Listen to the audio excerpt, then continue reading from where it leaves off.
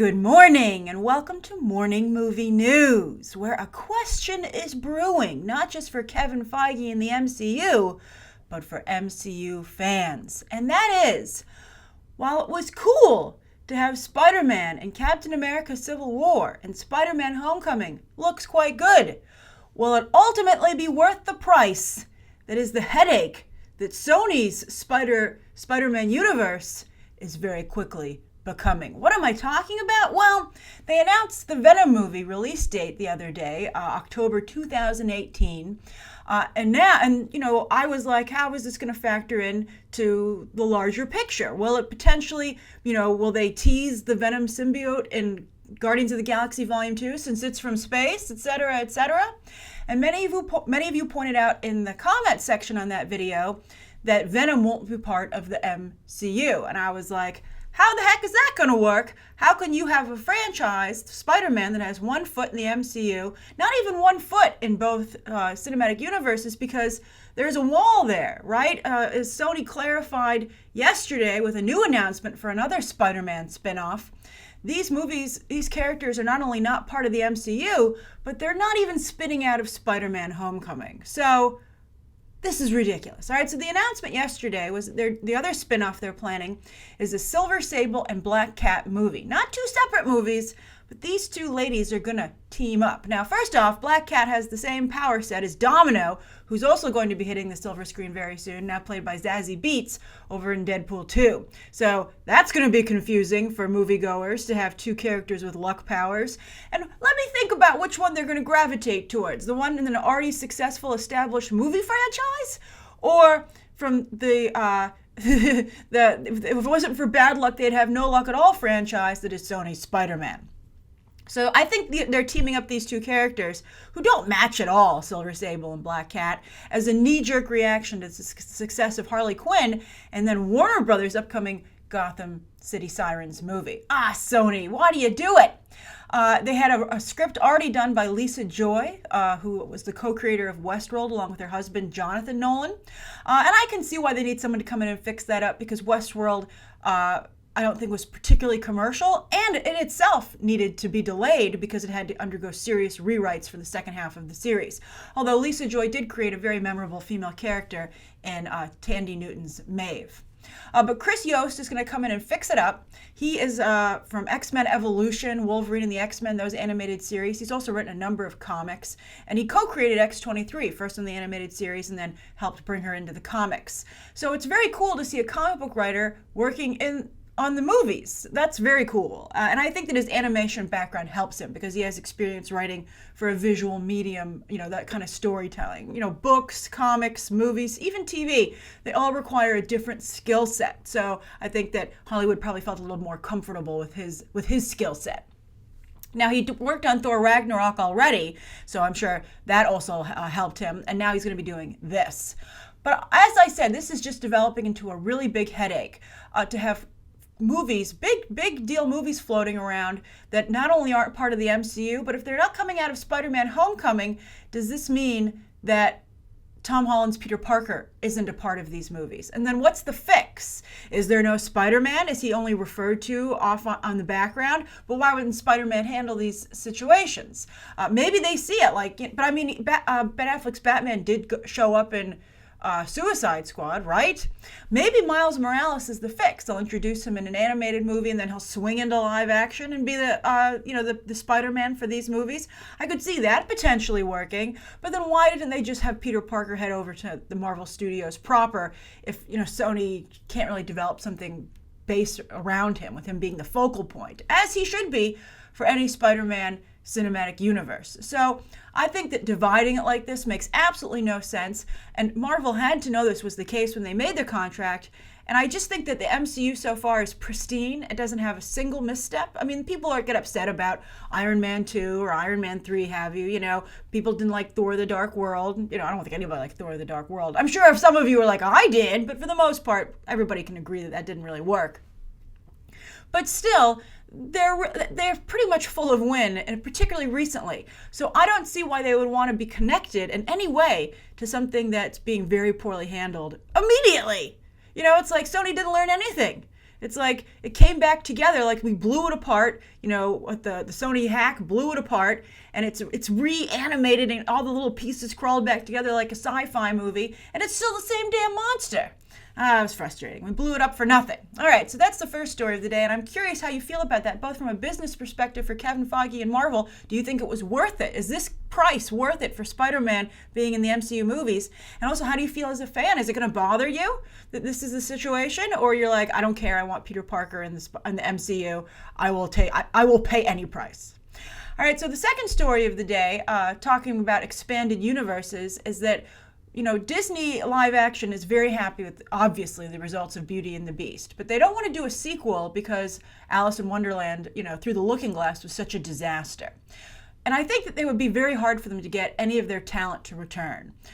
For even what they're thinking of, and this is a spin-off or a prequel. They said they're going to look into that and see if they can come up with something. I suspect the answer will be no. The sequel to Beauty and the Beast is Aladdin, Mulan, Little Mermaid. Just keep going through those. I think you could do like a Jungle Book 2, because you could have Mowgli grow up. That story seems to have a continuation. But when there's a happily ever after at the end of your movie, like with a big wedding, I think it's really tough. I mean, just look at how Disney Animation couldn't solve this problem with the direct-to-video sequels, which are now, they scratch a fan itch, but they're nowhere near the caliber of the original. I think that fairy tales are one and done, quite frankly. Maybe Aladdin could come back. Aladdin I could see coming back, Tarzan, because that's such an adventure-based movie. And maybe, not Mulan. I don't think Mulan either. Because the whole point of Mulan, I'm preparing a video for next week, but I'll just say, at the end of the movie, the animated movie, she wants to go home. So I don't see her really wanting to continue on that path. But anyway, I just think also that Emma Watson, she's not going to want to return. I can't see Kevin Kline wanting to do it, or Luke Evans, or even Josh Gad. I think that they got a really high caliber of talent for Beauty and the Beast, which is excellent. I think it's going to help them secure high caliber talent for going forward for the other live action fairy tales. But I think that part of the pitch has to be you're one and done. I think people like Kevin Kline wouldn't sign on if they felt they had to do this for an extended period of time. And I think Emma Watson, she was Hermione, obviously, for a very long time, and she's going to be Belle forever, okay? But I think she wants to go and make other movies, and so I think that I just don't think it's going to work. And I think that also with the problem with prequels and spin-offs, this is such a finite story that how everyone's going to end. Like I was thinking maybe you could do a Gaston LeFou spin-off, right? But he's going to become such a horrible person down the line.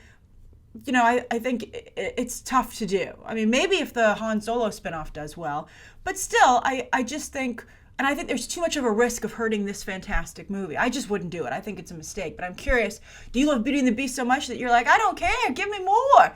Or do you agree that the sequels are The Little Mermaid, Aladdin, and Mulan, etc., and Lion King? All right, now speaking of Disney, they had a real problem develop this week in that there was a lawsuit that was put into motion, that they stole the idea for Zootopia. Zootopia is a crown jewel for Disney now. It's not only $1 billion picture, but it's best picture for animation. And so this obviously was a big headline and not an ideal one for the Disney company.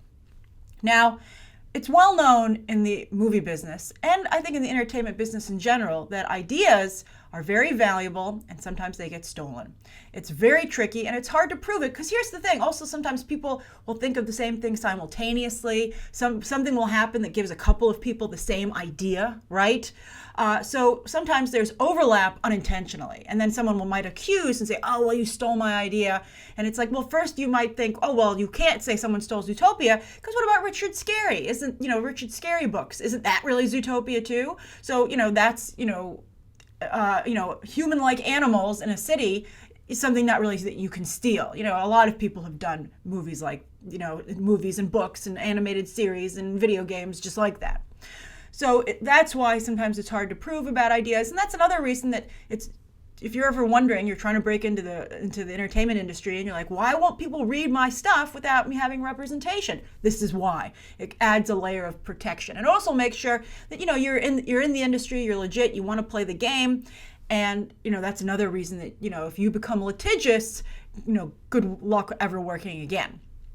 because people are going to be like, well, if I read your stuff now, I have to worry about you suing me down the line. Now, Gary Goldman, though, is in an interesting position, and a not good one for Disney.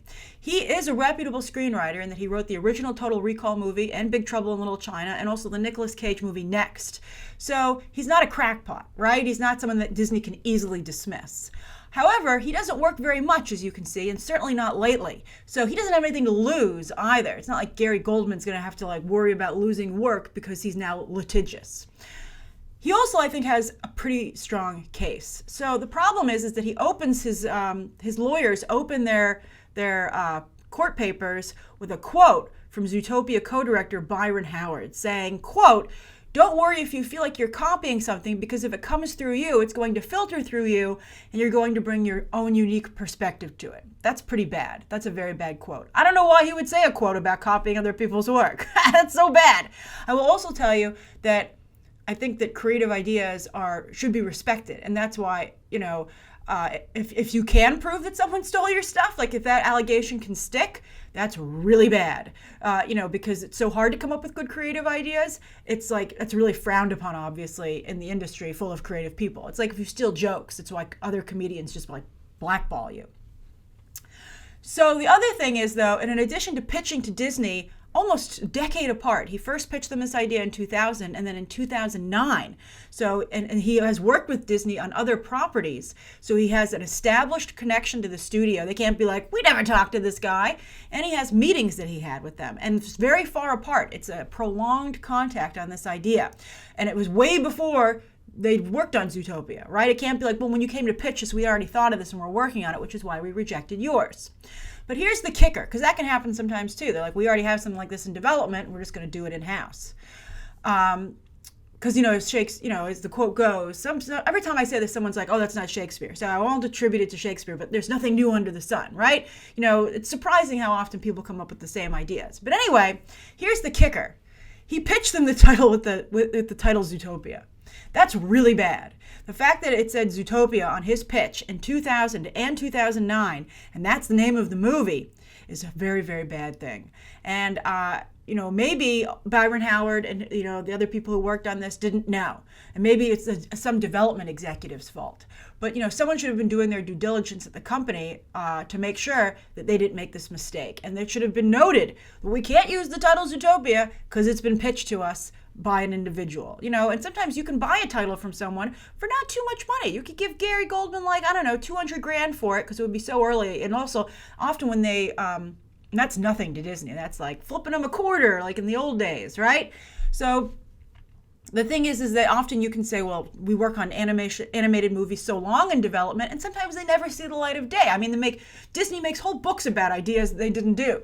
So you could say, who knows if we're ever going to make Zootopia back in 2009, 7 years before it even came out, and say, okay, here's $200,000, we like your title, we want to buy it. And then Gary Goldman I don't know if he would have taken it, because he'd be like, I want to work on the movie, and then they'd be like, fine, here's no money, and we'll just call it something else. But they called it Zootropolis in a number of European countries.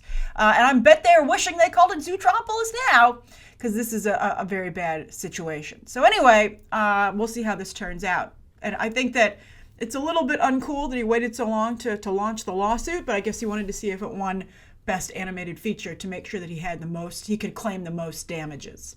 It's pretty bad.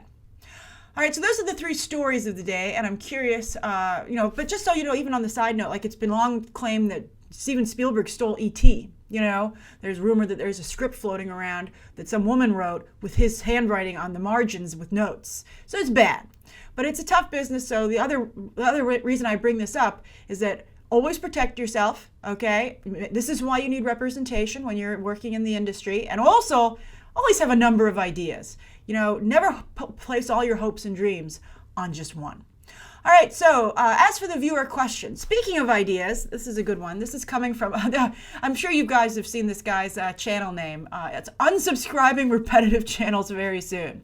It's a great name, and he has the really cool Logan poster that's like a Star Wars kind of poster, with all the figures painted. But anyway, he or she says, please, I've got a question, Grace. When we all do fan casting, I've realized that those actors we've put up are usually discarded when the studio decides to cast their movies. Why is this? Do we need to stop fan casting for the studio to hopefully cast our favorites?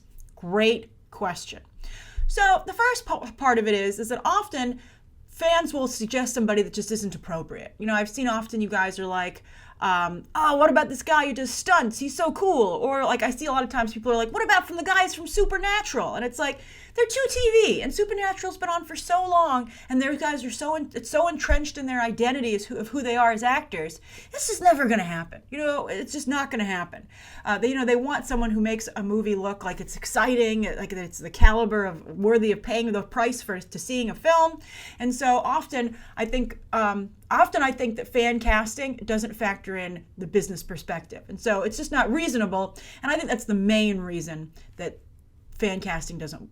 It never never goes through. Okay, so that's one reason. And also, people get excited and they say, oh, we've tweeted this person, the actual actor that we think is great, and they want to do it. And then it's of course the actor wants to do it. Who wouldn't want to be in this major role? And it just it just doesn't work. So that's the main reason. However, the other thing is that nobody likes to be told how to do their job. So I think it's reasonable that the producers and the casting directors are like, well, the producers are like, hey, I'm not going to have my movie fan cast, like that's just not, how's that going to make me look? Especially if it doesn't work out. The old saying is like, sometimes the audience doesn't know what it wants until you give it to them, right? And I think the reality is a happy medium. You want to see what the audience is expecting and hoping for, but then you also want to surprise them a little bit with something they didn't think of. That's, I think, the ideal, right? The sweet spot in the middle. But, nobody likes to, feel superfluous. It's the same reason in Hollywood that so many people will put notes on a movie. Like, everybody wants to put their fingerprints on it. Like, everybody in development, all the producers are like, well, I would like to tweak it to justify my paycheck. And the same goes for a casting director. Casting directors don't want a situation where they're like, why hire me? You could just go to Twitter. So that's one reason also that I think that they have a very bad reaction to it, and they're like, no. All right? So that's the two main things, like nobody likes being told how to do their job. And also, I think I've rarely seen fan suggestions that are reasonable in terms of the reality of the movie coming together. However, I've seen some exceptions, and particularly for female roles, and I think this is very interesting. For Captain Marvel, I think that our suggestions, fan suggestions, and the internet suggestions of Emily Blunt and Charlize Theron were far better than Brie Larson. I think that they should have listened on this. I think those were very strong business quality suggestions. And the sad thing is I think they wanted to go with someone younger for Captain Marvel, even though Robert Downey Jr. is, certainly is older than Emily Blunt and Charlize Theron. I don't know why they couldn't have had a female character, in his age range. I think that would have been fabulous. And it would have given a little bit more of a feeling of diversity. I think diversity of ethnicity is important, but also of gender, but also of age. I think everybody forgets the diversity of age. And I think that those two actresses would have done a sensational job. And so it's really unfortunate they didn't pick them. Also, we've been suggesting Charlize Theron and Rebecca Ferguson for Selena Kyle Catwoman. And I don't think that's going to happen. But a good thing is, just to give you some hope, I've been really promoting Janelle Monáe. A lot of people are talking about how great Janelle Monáe is from Hidden Figures and Moonlight, and she almost got the Domino role. So she's on the radar, and that's very exciting. So, and I think the best way to influence the casting situation is not who to put up, but when you see someone in contention, or you see like, oh, this is the short list, that's when you make the push. Because they're like, okay, we've put it down to these three. Now we're going to I really suspect they float the short lists out to see what the fan reaction is. And so I think that's the time to push and be like, well, of these three that you've narrowed it down to, Hollywood, this is who we really want. I also think when you see a story yesterday, like, oh, who do you want? Michael Shannon as Deadpool? I mean, as Cable and Deadpool, but we're also considering, David Haber from Stranger Things. And I think they're looking to see what the reaction is there, particularly if it's worth the headache of working around Michael Shannon's very difficult schedule, which is, why the deal, I think, isn't signed yet.